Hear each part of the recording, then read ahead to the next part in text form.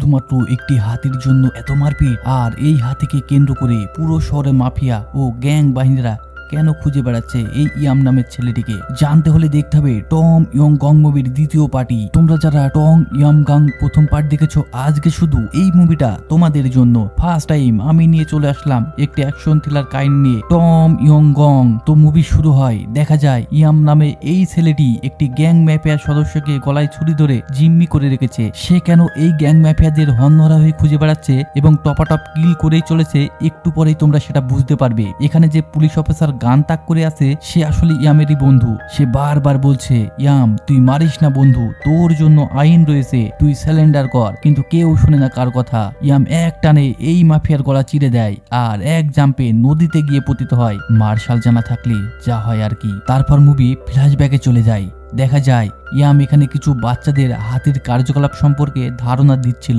ওই যে হাতি কি করে খাবার খায়, কখন তার সুর উঁচু করে খানা খায়, এ আর কি। কথাই বলে না, যে যার প্রেমে পড়ে যায় সে তাকে নিয়েই ধ্যানে মগ্ন থাকে। ইয়ামের ক্ষেত্রেও একই ঘটনা ঘটেছে। আসলে ইয়াম যে এলাকায় বাস করত সেখানকার আদিবাসীদের এই হাতিদেরকে নিয়ে জীবন চক্র বলতে পারো। হাতি ছাড়া এরা এক মুহূর্ত কল্পনা করতে পারে না। তো এমন করতে করতে সেখানে একটা বাচ্চার মা চলে আসে আর সন্তানকে বলতে থাকে, পাগলের সাথে পাগলামি শেখা বাদ দিয়ে তাড়াতাড়ি ঘরে চলো আর নিজের হোমওয়ার্ক করে নাও। আরো একটি লোক এসে বলে, ইয়াম ইয়াম তোমার হাতি সামলাও, এই দেখো আমার পানি খাওয়ার পাত্রটি তোমার হাতি নষ্ট করে দিয়েছে। তো ইয়াম লোকদের এসব কথা শুনে একটু নার্ভাস হয়ে যায় এবং তার হাতিকে নিয়ে বাড়ি ফিরে আসে। এই যে এখানে যে লোকটিকে দেখতে পাচ্ছ, এ আসলে একজন কারেন্ট মেকানিক। সে বিভিন্ন ধরনের আবিষ্কার নিয়ে নিজেকে ব্যস্ত থাকে। সে ইয়ামকে ডেকে বলে, ইয়াম এই দেখো আমি আজ নতুন একটি জিনিস আবিষ্কার করেছি। এই বলে সে নিজের মাথায় একটি বৈদ্যুতিক কিছু লাগিয়ে নেয় আর মাতালের মতো শখ খেতে থাকে। পাগলের পাগলামি ছাড়া আর কিছুই নয়। তারপর ইয়াম তার বাড়ি ফিরে আসে আর দেখতে পায় কিছু গ্যাং বাহিনীর গাড়ি বহন নিয়ে তার বাড়ির সামনেই দাঁড়িয়ে আছে। এখানকার এক স্থানীয় লোক মাফিয়াদেরকে জানায়, স্যার এই হাতি ইয়ামদের বংশ পরম্পরা পেলে আসে। এই হাতিকে এরা নিজের ভাই সমতুল্য মনে করে। আপনার কাছে এরা হাতি বিক্রি করবে বলে আমার মনে হয় না। এই মাফিয়া এই লোকটিকে ধমক দিয়ে চুপ করতে বলে আর বলে যে টাকার কাছে কিছুই অমিল থাকে না, আর এ তো সামান্য হাতি। তোমাদের একটা কথা বলে রাখি যে থাইল্যান্ডে এত বড় বড় হাতি থাকতে মাফিয়ারা কেন ইয়ামের হাতের পিছনেই পড়লো, তারও একটি কারণ আছে। আর সেটি হলো যে থাইল্যান্ডে আগামীতে বিশাল এক সংবর্ধনা অনুষ্ঠান হতে যাচ্ছে।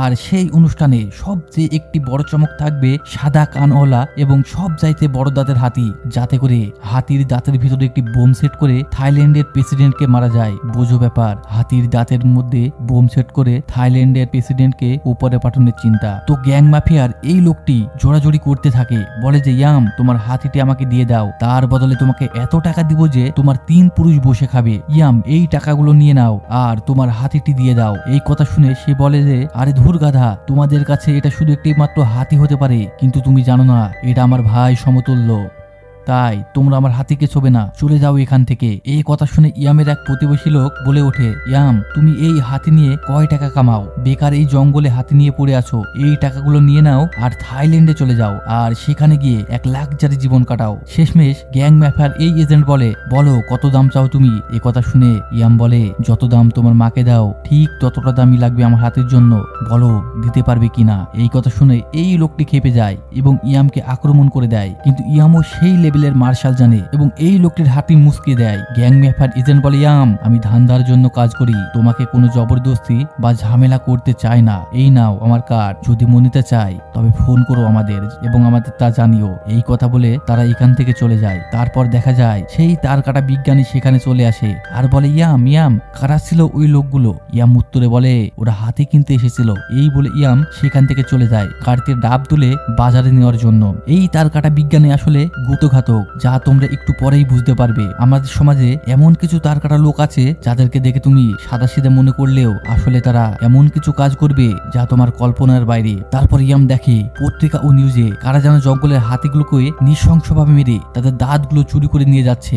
এরপর দেখা যায় একটি সাদা ভ্যানে করে কারা যেন ইয়ামের ভাই সমতুল্য হাতিটিকে চুরি করে নিয়ে চলে যায়। আসলে এখানে আসল ঘটনা হলো এটাই যে ওই যে তার কাটা লোকটা সেই কার্ডটি কুড়িয়ে পায় আর গ্যাং মাফিয়ার এজেন্টের কাছে কল দেয় এবং ইয়ামের হাতিটিকে পাচার করতে সাহায্য করে। ইয়াম কিন্তু এখনো জানে না যে কে বা কারা তার হাতিটিকে চুরি করতে সাহায্য করলো। তাই সে ধারণা করলো যে মাফিয়ারাই হয়তো তার হাতিটি চুরি করে নিয়ে গেছে। এখানে এই তার কাটার কাণ্ড দেখে কি সুন্দর করে অভিনয় সাজিয়েছে সে বলে যে এই দেখো ইয়াম, মাফিয়ারা আমাকে মেরে তোমার ভাইকে তুলে নিয়ে গেছে। এরপর ইয়াম সেই কার্ডটি হাতে তুলে নেয় এবং থাইল্যান্ডের উদ্দেশ্যে বেরিয়ে পড়ে তার হাতিকে খোঁজার জন্য। তারপর সিন কাট হয়, সেই মাফিয়ার এজেন্টকে দেখানো হয় এবং দেখা যায় তার কাছে ফোন দেয় সিএম, মানে থাইল্যান্ডের চিফ মিনিস্টার। সিএম বলে তুমি কি হাতি পেয়েছো? বলে জি স্যার, আমি হাতি পেয়েছি, কিন্তু আমার একটা জিনিস কিছুতেই বুঝে আসছে না, সারা দেশে এত হাতি থাকতে আপনার কেন ইয়ামের হাতিটিই চাই? সিএম বলে এটা আমার প্রতিশোধ। ইয়াম আমার সন্তানকে এই হাতির জন্যই নৃশংসভাবে হত্যা করেছিল। এবার আমি তার হাতিটিকে মেরে তার বদলা নিতে চাই। তোমরা যারা টম ইয়ং এর প্রথম পার্টটি দেখোনি, দেখে নিও, আমার চ্যানেলে অনেক আগেই সেটা এক্সপ্লেন করা আছে। যাই হোক, সিএম এই মাফিয়ার সদস্যকে বলে তুমি যত তাড়াতাড়ি সম্ভব গা ঢাকা দিয়ে থাকো কিছুদিনের জন্য। ইয়াম খুবই ভয়ঙ্কর প্রকৃতির, সে তোমাকে পেলে জানে মেরে দিবে। এই বলে সিএম ফোন রেখে দেয়। তারপর আমরা দেখতে পাই ইয়াম এই মাফিয়ার বাড়ি অব্দি চলে এসেছে আর সামনে যাকেই পাচ্ছে তাকেই উড়ধরা মার্শাল দিয়ে শান্ত করছে। তারপর সে এক পর্যায়ে সবাইকে মেরে বাড়ির ভিতরে ঢুকে যায় আর গিয়ে দেখে এই বেটাকে কিছু জিজ্ঞাসা করার আগেই তাকে কেউ হত্যা করে রেখে গেছে। আর এখানে একটি মজার টুইস্ট আছে, আর সেটা হলো এই মাফিয়াদের যে টপ লিডার আছে সে ছিল এক টপ লিডার। সে জানতো ইয়াম নিশ্চয়ই তার হাতে খুঁজতে এখানে চলে আসবে, তাই সে এই মাস্টার প্ল্যান সাজায় যাতে করে সবাই বুঝে নেয় ইয়ামি তাকে হত্যা করেছে। আর সেই সাথে সে পুলিশকে আগে থেকেই কল করেছিল যাতে খুনের দায়ে তাকে পুলিশ কাস্টডিতে নিয়ে নেয়। আর তারপর আমরা দেখতে পাই সেই রুমে প্রবেশ করে এই মাফিয়ার ভাইয়ের দুইটা মেয়ে, যারা কিনা এই মাফিয়াকে আঙ্কেল বলে ডাকতো। আসলে এই মেয়ে দুইটি সেই লেভেলের মার্শাল আর্ট জানতো। তারা মনে করে তাদের আঙ্কেলকে হয়তো ইয়ামি হত্যা করেছে, তাই তারা ইয়ামের উপর প্রচন্ড ক্ষিপ্ত হয়ে আক্রমণ করে দেয়। ভাইরে ভাই, ফাইট স্কিলটা ছিল সেই লেভেলের। দুইটা মেয়ে হয়ে ইয়ামকে এমনই মাইর লাগায় যে সে পালিয়ে যেতে বাধ্য হয়, কিন্তু ইয়াম তাদের বারবার মিনতি করে বলতে থাকে যে দেখো, আমি তোমাদের আঙ্কেলকে মারিনি, তাকে আমার আগে অন্য কেউ মেরে রেখে গেছে, কিন্তু কে শোনে কার কথা। তারপর আমরা দেখতে পাই দুই দিক থেকে দুইটা পুলিশের গাড়ি এসে পুরো বাংলো ঘেরাও করে ফেলেছে, কিন্তু ইয়ামকে ধরা অতটা সহজ নয়। সে লাফাতে লাফাতে পালাতে থাকে আর তখনই দেখা যায় ইয়ামের সেই পুলিশ বন্ধু ইয়ামের দিকে পিস্তল তাক করে ধরে আছে। সে বলল ইয়াম তুই এখানে? আর তারপর আমরা দেখতে পাই সে তার বন্ধুকে নাকের উপর একটু উত্তম মধ্যম দিয়ে সে যাত্রায় পালিয়ে গেছে। আমরা এখানেই জানতে পারি ইয়ামের এই বন্ধুর নাম সার্জেন্ট মার্ক। আসলে সার্জেন্ট মার্ক শুধু ইয়ামকে চিনতো, কিন্তু বাকি পুলিশ সদস্যরা তাকে চিনত না। তারপর এই গ্যাং ম্যাপের সদস্যরা বাড়ির পুলিশগুলো ভালো করে চেক আপ করে বলতে থাকে এই ব্যক্তিকে যারা হত্যা করেছে তারা নিশ্চয়ই মার্শাল আর্ট জানে, বিষয়টা আমাদের খুঁটিয়ে দেখতে হবে। তারপর আমরা দেখতে পাই আসল গ্যাং ম্যাফিয়ার লিডারকে, যে কিনা তার বাংলোর ভিতরে আস্ত এক মাফিয়াদের সাম্রাজ্য গড়ে তুলেছে। এই টুপি পরা লোকটাকে দেখতে পাচ্ছ, ইনি হচ্ছে এই ইয়ামের হাতি চুরি করার মাস্টার মাইন্ড। আর এই মেয়েটি হচ্ছে এই মাফিয়ার ডান হাত বা তার গার্লফ্রেন্ডও বলতে পারো। থাইল্যান্ডের পুরো গ্যাং বাহিনী এর কথাই উঠবস করে। এই মেয়েটি হচ্ছে টপ লেভেলের একজন ফাইটার, যে কিনা বড় বড় ফাইটার বডি বিল্ডারকে উড়ু ধরা মেরে জখম করে দিচ্ছিল। এখানকার ফাইট সিনটা ছিল এক অসাধারণ লেভেলের। আর অন্যদিকে চেয়ারে বসে মজা নিচ্ছে তার বয়ফ্রেন্ড বা বস, যেটাই বলবে আর কি। আর আমরা এখানেই জানতে পারি এই ম্যাফিয়ার নাম এলসি। তারপর এই মেয়েটি বলে এলসি আমি 0-2 এর সাথে ফাইট করে জিতে গেছি, এখন থেকে তুমি আমাকে তোমার বড় কাজে দায়িত্ব দিতে পারো। এই কথা শুনে এলসি বলে সময় হলেই তোমাকে একটি বড় মিশনে পাঠাবো, আর তাকে মারতে পারলে আমার সাম্রাজ্য তোমার কথাই চলবে। তারপর আমরা দেখতে পাই ইয়ামের হাতিটি এলসির বাংলোতে নিয়ে আসা হয়েছে। আর অন্যদিকে ইয়ামকে দেখানো হয় সে সেই গাড়িটি সন্ধান করছে যেটাতে করে তার হাতিকে চুরি করে আনা হয়েছিল, কিন্তু তার সাথে দেখা হয়ে যায় মার্কের সাথে এবং সে তার পিছু নেয় এবং একটি গোপন বাসায় গিয়ে তাদের কথোপকথন হয়। মার্ক বলে ইয়াম তুই আবার এই শহরে কি করতে এসেছিস? উত্তরে ইয়াম বলে আমি খুনকে খুঁজতে এসেছি। আসলে ইয়ামের এই হাতিটির নাম ছিল খুন। মার্ক উত্তরে বলে ইয়াম তুই কি পাগল হয়েছিস? খুনকে তুই আবার কি করে হারাইলি? সে কি বিড়ালের বাচ্চা যে হারাই ফেলবি? সে তো বিশাল এক বড় হাতি। এই কথা শুনে ইয়াম বলে মার্ক খুনকে কিনতে কিছু লোক আমার গ্রামে গিয়েছিল, কিন্তু আমি তাকে বিক্রয় করতে রাজি হয়নি, তাই আমার খুনকে তারা চুরি করে নিয়ে এসেছে। আর এজন্যই আমি ওই মাফিয়ার বাসায় গিয়েছিলাম আর সেই আমার খুনকে চুরি করেছে। কিন্তু আমি যখন সবাইকে মেরে ওই মাফিয়ার রুমে প্রবেশ করি তখনই তাকে মৃত পাই। তুই বিশ্বাস কর আমি তাকে খুন করিনি। এই কথা শুনে মার্ক বলে সামান্য এক হাতির জন্য তুই এত মানুষ মারলি? তুই চলে যাই এই শহর ছেড়ে, আর কখনো আসবি না। ইয়াম উত্তরে বলে শোন মার্ক, ওটা তোর জন্য একটি হাতি হতে পারে, কিন্তু সে আমার ছোট ভাই সমতুল্য। আমি তাকে নিয়ে এই শহর ছেড়ে কোথাও যাব না। তারপরেই আমরা দেখতে পাই সেই মেয়ে দুইটি আবারও তাদের তাদের পিছু করতে করতে এখানেও চলে এসেছে আর এসেই তাদের উপর হামলা করে দেয় আর সাথে করে অনেকগুলো বাইকার মাফিয়া নিয়ে তাদের উপর এক কঠিন হামলা করে দেয়। ভাইরে ভাই, এই মারপিটের সিনটা ছিল অসাধারণ। আমি আর কোনো মুভিতে এমন মারপিট দেখি নাই, কিন্তু আমার ধারণা ছিল একদম ভুল। আসলে এই বাইকার মাফিয়াগুলো ছিল এলসির বাহিনী, যে কিনা আগেই খোঁজ পেয়েছিল ইয়াম অলরেডি থাইল্যান্ডে চলে এসেছে আর তাকে হন্যহারা হয়ে খুঁজে বেড়াচ্ছে। এলসি ইয়ামের সম্পর্কে আগে থেকে জানতো যে সে কি লেভেলের ভয়ঙ্কর। তারপর আমরা দেখতে পাই এক তুমুল কাণ্ড বেঁধে গেছে অলরেডি শহরে। পুরো এলসির বাহিনী ইয়ামকে মারার জন্য বাইক নিয়ে ধাওয়া করেছে। এই বিল্ডিং এর উপর মারপিটের দৃশ্যটা ছিল অসাধারণ। একটি মানুষ কিভাবে এত মায়ের খেয়ে বেঁচে থাকতে পারে তা তোমার কল্পনার বাইরে। এত মায়ের খাওয়ার পরেও যেন এলসির বাহিনী কোনোভাবেই কমছে না। সারা শহর জুড়ে মারপিটের এক অসাধারণ দৃশ্য। তারপর আমরা দেখতে পাই এত মারপিট ও দৌড়ঝাঁপ করার পর ইয়াম একটি গাড়িতে উঠে পড়ে এবং এই যাত্রায় সে মাফিয়াদের হাত থেকে বেঁচে যায়। সিন কাট হয় এবং এলসিকে দেখানো হয় সে তার গার্লফ্রেন্ডকে নিয়ে তার পোষা বডি বিল্ডারদের মারপিট উপভোগ করছিল। এমন সময় তার এক সহচর এসে বলে, এলসি, আমরা ইয়ামকে মারতে ব্যর্থ হয়েছি, তুমি এমন কাউকে পাঠাও ইয়ামের সাথে ফাইট করতে সক্ষম সে এবং তাকে খতম করতে পারবে। এই কথা শুনে এলসি তার পোষ্য সবচেয়ে শক্তিশালী বডি বিল্ডারকে পাঠায় ইয়ামকে মারার জন্য এবং বলে, জিন্দা অথবা মৃত ওই হাতিওয়ালা লোককে আমার সামনে পেশ করো। তারপর সিন আবারও কাট হয় এবং একটি কারখানাতে আমাদেরকে ইয়ামকে দেখানো হয় এবং সেই মেয়ে দুইটি এখানে আগে থেকেই উৎপেতে বসেছিল এবং এলসির বাহিনীর লোকদের লুকিয়ে লুকিয়ে মারছিল। কিন্তু সেখানে যখন এলসির সেই বডি বিল্ডার চলে আসে তখন তারা আবারও ইয়ামের উপর হামলা করে দেয়। তারা ভেবেছিল এরা হয়তো ইয়ামের লোক। তারপর দেখা যায় দুই পক্ষের ভিতরে এক তুমুল মারপিট শুরু হয়ে যায়। আসলে এই মেয়ে দুটো ভেবেছিল ইয়ামি হয়তো তার চাচাকে হত্যা করেছে, কিন্তু এদের ধারণা সম্পূর্ণ ভুল ছিল। ভাইরে ভাই, মেয়েদের যে এত ফাইট স্কিল থাকতে পারে তা হয়তো এই মুভি না দেখলে বুঝতাম না। উড়ধুরা মারতে থাকে এলসির বাহিনীকে এবং তাদের পোষা বডি বিল্ডারদেরকে। আবারও তারা ইয়ামের উপর ঝাঁপিয়ে পড়ে এবং তাকে মারতে থাকে। ইয়াম বারবার তাদেরকে বোঝানোর চেষ্টা করছে, তোমরা থামো, কথা শোনো আমার, আমি তোমার চাচাকে মারিনি। কিন্তু ভাই, কে শোনে কার কথা, তাকে এক নাগারে মেরেই চলেছে। তারপর দেখা যায় এই বডি বিল্ডার এই মেয়েদের ভিতরে একজনকে মারতে মারতে প্রায় মেরেই ফেলেছে। তখন এই মেয়েটির ভুল ভাঙে যখন ইয়াম তাকে বাঁচানো। তারপর আমরা দেখতে পাই এই বডি বিল্ডার লোকটা ইয়ামকে মারতে মারতে প্রায় অজ্ঞান করে দিয়েছে। এমন মার খেয়ে ইয়ামের ভিমড়ে লেগে গেছে। সে ফিউশন দেখতে পায়। এক পর্যায়ে সে মাটিতে লুটিয়ে পড়ে। সিন আবারও কাট হয়। আমাদের ইন্টারপল পুলিশ সদর দপ্তর দেখানো হয়, যেখানে নিউজে বলা হয় সার্জেন্ট মার্ক একজন থাই নাগরিককে ছেড়ে দিয়েছে আর সেটাই হচ্ছে ইয়াম। কারণ ইয়াম প্রথম পার্টে সার্জেন্ট মার্ককে মাফিয়াদের হাত থেকে বাঁচিয়েছিল এবং রক্ষা করেছিল।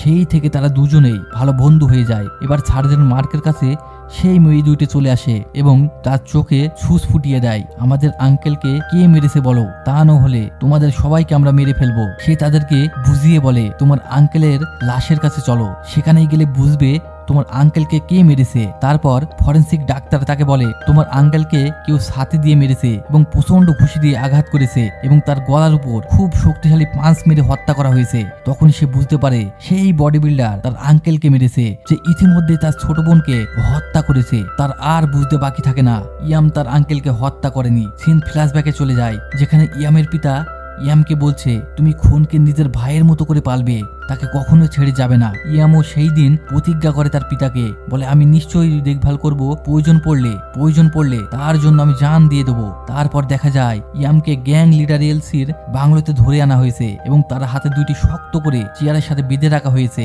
ইয়াম এতক্ষণ অজ্ঞান হয়ে তার পিতার কথা ফিউশনে দেখছিল। এলসি বলে, ইয়াম, তোমার জীবনে ঘটে যাওয়া 5 বছর আগেকার ঘটনা শুনে আমার খুবই খারাপ লাগছে। তুমি সিডনিতে যে কামাল দেখিয়েছিলে তা দেখে আমি পুরোই অবাক হয়েছি। তোমার মতো একজন শক্তিশালী মানুষ কেন জঙ্গলে হাতিদের নিয়ে পড়ে থাকে আমার বুঝে আসে না। তুমি চাইলে আমার গ্যাং বাহিনীর সাথে যোগ দিতে পারো। তুমি যদি এটা করো তবে তোমার জীবন পুরোটাই বদলে যাবে। তারপর দেখা যায় সেই তার কাটা বিজ্ঞানীকে এখানে ধরে নিয়ে আসা হয়। এলসি বলে, ইয়াম, জলদি আমার সাথে হাত মিলিয়ে নাও, নাইলে তোমার বন্ধুকে আমি এখানেই মেরে দেব। তারপর খুনকে দেখানো হয়, মানে ইয়ামের সেই হাতিকে। এলসি বলে, তোমার হাতিকে যদি বাঁচাতে চাও তবে আমার সাথে দ্রুত হাত মেলাও ইয়াম, নয়তো তোমার হাতিকে চিরতরে হারাবে। তারপর আমরা এই মুভির আসল টুইস্ট দেখতে পাই। এতক্ষণ এই তার কাটা মেকানিক অভিনয় করছিল। আসলে অনেক আগেই এই মেকানিক টাকার লোভে এলসির সাথে হাত মিলিয়েছিল এবং ইয়ামের হাতে চুরি করতে সাহায্য করেছিল, যা তোমরা আগেই জেনেছো বা বুঝতে পেরেছো। তারপর দেখা যায় ইয়ামের এই তার কাটা বন্ধু বলে ভুল হবে, একে ঘরের শত্রু বিভীষণও বলা যেতে পারে। ইয়ামকে প্রচন্ড ভোল্টে শক দেয় এবং সে মাটিতে লুটিয়ে পড়ে। এটা থেকে খুন গর্জন করতে থাকে। এভাবে তাকে বারবার শক দেওয়া হয় এবং বগলে লোহা গরম করে তার বুকে এক ধরনের সিল মেরে দেওয়া হয়। এখানে থাকে একজন ফাইটার চিৎকার করে বলে, এলসি তুমি বলেছো এই নাম্বার তুমি বেস্ট ফাইটারকে দিবে, কিন্তু তুমি কথা রাখছো না। এতে এলসি কিছুটা রেগে যায় এবং তার উপর চড়া হয়। যাই হোক, শেষমেশ ইয়ামের বুকে এই সিল মেরে দেওয়া হয়। তারপর ইয়ামকে এলসির সাথে ব্যবহার করতে থাকে। কারণ ছিল এটাই যে সে যদি এলসির কাজ না করে দেয় তবে তার শরীরে বেঁধে থাকা বোম বাস্ট করিয়ে মেরে ফেলবে। অন্যদিকে সার্জেন্ট মার্ককে দেখানো হয়। দেখা যায় একটি গাড়িতে করে ইন্টারপোল অফিসার ও সে বেরিয়ে পড়ে ইয়ামকে ধরার জন্য। কারণ হলো এটাই যে এই অফিসাররা বুঝতে পেরেছে ইয়ামের হাতি দ্বারা মাফিয়ারা কিছু একটি অঘটন ঘটাতে চলেছে। এই জন্য তাদের এখন প্রয়োজন ইয়ামকে। আর অন্যদিকে দেখা যায় ইয়াম এলসির আদেশ মতোই কাজ করেই চলেছে তার প্রাণ প্রিয় হাতিকে বাঁচানোর জন্য। দেখা যায় ইয়াম মারপিট করতে করতে চলে আসে সেই সরকারি কর্মকর্তার বাংলোতে, যে কিনা এই বছরের হওয়া বিশাল এক সংবর্ধনা অনুষ্ঠানের মূল সঞ্চালনার দায়িত্ব রয়েছে এবং তার গলায় চাকু ধরে তাকে জিম্মি করে রাখে। যে দৃশ্যটি তোমরা মুভি শুরুতেই দেখেছিলে। অন্যদিকে সার্জেন্ট মার্ক বারবার ইয়ামকে অনুরোধ করে এই ব্যাটাকে না মারার জন্য এবং হাতের চাকু নিচে ফেলে দিতে বলে, কিন্তু কে শুনে কার কথা। ইয়াম এক টানে এই ব্যাটার গলা এফোড় ওপর করে দেয়, বিল্ডিং থেকে নদীতে জাম্প করে। কিন্তু মজার বিষয় হলো এটাই যে এই ব্যাটাকে ইয়াম পানে না মেরে গলাটি মুচড়িয়ে দিয়ে সেখানে থেকে পালিয়ে যায়। এই অভিনয়টি ছিল শুধু সার্জেন্ট মার্ককে ভয় দেখানোর জন্য। অন্যদিকে এই ঘটনার পর পুরো থাই পুলিশ ইয়ামের পিছনে পড়ে যায় এবং তাকে হন্যহরা হয়ে খুঁজতে থাকে। আর মার্ক যেন আর ইয়ামকে সাহায্য না করতে পারে, এজন্য ইন্টারপোল অফিসার তাকে ব্যাস আর পাসপোর্ট দিয়ে বলে, তুমি সিডনি চলে যাও আর আমাদের কাজ আমাদের করতে দাও। দেখা যায় এখানে লুকিয়েছিল সার্জেন্ট মার্ক, সেটা বুঝতে পেরেছিল। সে বলে, ইয়াম তুমি বাইরে বেরিয়েছো, ওরা চলে গিয়েছে। ইয়াম মার্ককে বলে, মার্ক তুমি কি আমাকে সাহায্য করতে পারো? তারপর দেখা যায় এলসি ইয়ামের পিছনে একটি টাইম বোম ও ট্যাকার মেশিন ফিট করে দিয়েছিল। এজন্য ইয়াম এলসির কথা মতো অপরাধ করেই চলেছিল। অন্যদিকে শুনতে পায় ইয়ামের হাতিকে সেই সংবর্ধনা অনুষ্ঠানে ট্রফি পরানো হবে এবং এই ট্রফির সাথে লাগানো হবে এক বিশেষ ধরনের বোম, যা দিয়ে থাইল্যান্ডের প্রেসিডেন্টকে চিরতরে উপরে পাঠানো যায়। এলসি ওই সরকারি কর্মকর্তার সাথে মিলিত হয়ে এই কাজটি করতে যাচ্ছিল। ইয়াম এই ঘটনা আগে থেকে জানতো। নিশ্চয়ই এলসি এমন কিছুই একটি করবে, সেই সাথে তার প্রাণপ্রিয় হাতিটি ও মারা যাবে। অন্যদিকে আমাদেরকে দেখানো হয় থাই সাবেক প্রেসিডেন্ট ও কিছু আর্মি অফিসার বর্তমান প্রেসিডেন্টকে মারার জন্য এক বৈঠকে বসেছে। কিভাবে প্রেসিডেন্টকে খতম করা যায় সেই ফন্দি ফিকির করছে। আর এইদিকে আমরা দেখতে পাই এই মেয়েটি সেই সরকারি কর্মকর্তাকে জিম্মি করে রওনা দেয় এই সংবর্ধনা অনুষ্ঠানে। তার সাথে দেখতে পায় খুনকে অন্যরূপে সাজিয়ে গাড়ি থেকে নামানো হচ্ছে। সার্জেন্ট মার্ক ও এখানে চলে আসে। ইন্টারপোল অফিসার বলে, মার্ক তুমি এখানে কি করো? তোমার তো সিডনি যাওয়ার কথা। উত্তরে মার্ক বলে, আমার এখানে কিছু কাজ রয়েছে স্যার। এই বলে তার গানটি অফিসারকে দিয়ে দেয় এবং এই জনসভার ভিতরে মিশে যায়। এই মেয়েটি তার কাজ শুরু করে দেয়। সে এই সরকারি কর্মকর্তার সাথে জেনে নেয় কোথায় তোমাদের গ্যাং সেট করা আছে। সেই উত্তম মধ্যম খাওয়ার পর সব সত্যি কথা বলে দেয় এবং লোকেশন জানিয়ে দেয়। এই মেয়েটি একাই সকল গ্যাং বাহিনীকে মারতে থাকে। এমন সময় সেখানে উপস্থিত হয় ইয়াম। সে উড়ধরা মারতে থাকে এবং শেষমেশ তারা পেয়ে যায় তার বোন ও চাচার খুনি সেই বডি বিল্ডারকে। এখানে তাকে এমন মার দেয় যে তার শরীরে সকল হাড় ভেঙে যায় এবং জীবন্ত আগুনে জ্বালিয়ে সেখান থেকে চলে যায়। এদিকে এলসি জানতে পারে তার বডি বিল্ডারকে ইয়াম মেরে শেষ করে দিয়েছে, তাই এবার সে নিজেই চলে যায় ইয়ামকে মারার উদ্দেশ্যে এবং সে এসে বলে, তোমার হাতির দাঁতের ভিতরে এমন বোম সেট করে দিয়েছে যে তোমার হাতি ও প্রেসিডেন্ট আজ দুজনেই শেষ হয়ে যাবে। এই কথা শুনে ইয়াম এলসির উপরে হামলা করে দেয় এবং এমন মারপিটের পর আমরা দেখতে পাই বিল্ডিং থেকে নিচে ফেলে এলসির কাহিনী সেখানেই খতম করে দেয়। অন্যদিকে প্রেসিডেন্টকে পাঠানো হয় হাতির দাঁতে মালা পরানোর জন্য। এমন সময় ইয়াম মার্ককে ফোন করে বলে, তুমি জলদি কিছু করো মার্ক, খুনের দাঁতের ভিতরে বোম রাখা হয়েছে। এই কথা শুনে মার্ক ইন্টারপোল অফিসারকে জানালেও তারা কিছুই করে না। আসলে এরাও টাকার কাছে অলরেডি বিক্রি হয়ে গেছিল। তাই সার্জেন্ট মার্ক চিল্লিয়ে সবাইকে বলতে থাকে, হাতির দাঁতের ভিতরে বোম আছে, তোমরা যে যেখানে পারে পালিয়ে যাও। এই কথা শুনে সেখানকার লোকজন সেখান থেকে পালাতে থাকে। তারপর দেখা যায় পুলিশ বাহিনী ও গ্যাং বাহিনীর ভিতরে এক তুমুল গোলাগুলি হয়। এই মহিলা একাই সকল পুলিশকে মেরে খতম করে দেয়। তারপর আমরা দেখতে পাই এলসি এখনো মরেনি। আর এদিকে মার্ক উইলিয়াম সেই তারকাটাকে ধরে বলে, বল বোম কোথায় রেখেছিস? সে বলে, আমি জানি না। উত্তম মধ্যম খাওয়ার পর সে বলে, হাতির সুরের আশেপাশে হয়তো বোম রাখা হয়েছে। তারপর ইয়াম বালাগুলো সরিয়ে দেখতে পায় তার দাঁতের ভিতরে বোম লাগানো হয়েছে। এলসি আর তার গার্লফ্রেন্ড মিলিত হয়, আর গার্লফ্রেন্ড এলসিকে বলে, তুমি ওখানে যেও না এলসি, ওখানে গেলে তুমি মারা যাবে। এই কথা শুনে এলসি রেগে গিয়ে গলা টিপে তার গার্লফ্রেন্ডকে সেখানেই মেরে দেয় আর চলে যায় ইয়ামও তার হাতির কাছে। এখানে তুমুল মারপিট হয়। এক পর্যায়ে হাতি নিয়ে ইয়াম নদীর কিনারা অর্থাৎ পাহাড়ের উপর দাঁড়িয়ে থাকে। অন্যদিকে এলসি বোম বাস্ট করার জন্য হাতির দাঁত ধরে টানাটানি করতে থাকে। এক পর্যায়ে হাতির দাঁত খুলে এলসির হাতে চলে যায় এবং সেই বোম বাস্ট হয়ে সে সেখানেই মারা যায়।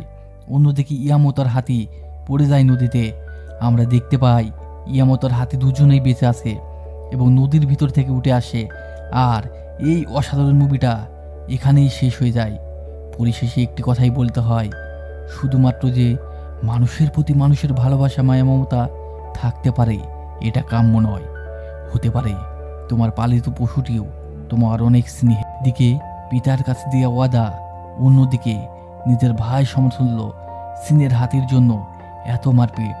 বাস্তব জীবনে কার সাথে এমন ঘটনা ঘটেছে কমেন্ট করে অবশ্যই জানিও। আর ভিডিওটি ভালো লাগলে একটি লাইক করে দিও।